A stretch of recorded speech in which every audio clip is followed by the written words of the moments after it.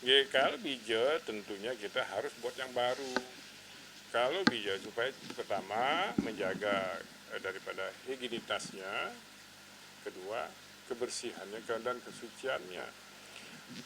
Dan yang paling penting adalah keutuhan daripada beras itu sendiri. Seperti kata tadi itu bahwa atau bija galih namanya itu harus betul-betul berupa bulat butiran beras yang utuh.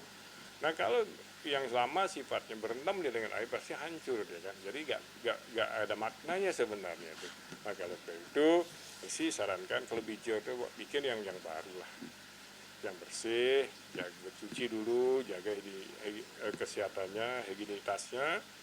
Nah itu kalau jangan lebih-lebih yang terlalu lama-lama direndam, lama-lama hancur dia percuma bikin bija. Jadi tidak masuk ke dalam tato tadi ini ke sedangkan di tato jelas harus dengan bija galih, hati beras yang utuh. Arti supaya otomatis kalau beras utuh atau padi utuh pasti ya numbuh kan. Kalau namanya padi pecah kan nggak mungkin dia numbuh. Logikanya begitu saja. Kan usahakan dengan menjaga kebersihan daripada bija itu karena itu akan ditanam masalahnya. Tuh. Dan tidak harus semua tangan yang ambil, tangan dari pemangku. Pemangku pun biasanya pakai sendok daripada busung itu biasa ngambilnya. Makin kan asal comot-comot begitu. Nah ini yang perlu mendapat perhatian daripada pemangku, perhatian kepada orang tua di rumah juga. Itu saja sebenarnya. Sebenarnya kuning atau putih sebenarnya sama saja. Dimana bisanya itu kan kalau kuning cenderungannya daripada mencari unsur kesejahteraan. Kesejahteraan, putih kan umumnya kesucian.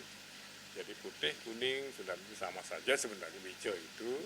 Jadi artinya kalau kuning kan itu lambang-lambang daripada kesejahteraan daripada umat manusia. Jadi lambang daripada sumber kehidupan kuning, sehingga gimana kita bisa mensejahterakan umat, masyarakat, keluarga. Itu gak ada bedanya sebenarnya, secara umum gak ada bedanya sebenarnya.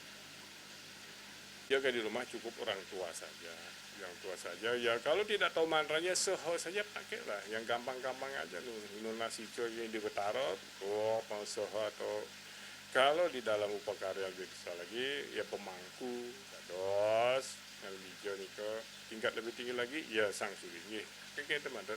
Jadi bija-bija itu masing-masing sudah bisa punya bisa melakukan itu. Misalnya orang tua di rumah kan memimpin aja sembahyang anak-anak ya buat bija tunas sicil yang di Betaro tidak bisa membuat tadi nunas lagi di Betaro kerayuan dengan seho jika ya perlu mantra ayang-ayang sebenarnya. Yang penting hati nurani ini berjalan.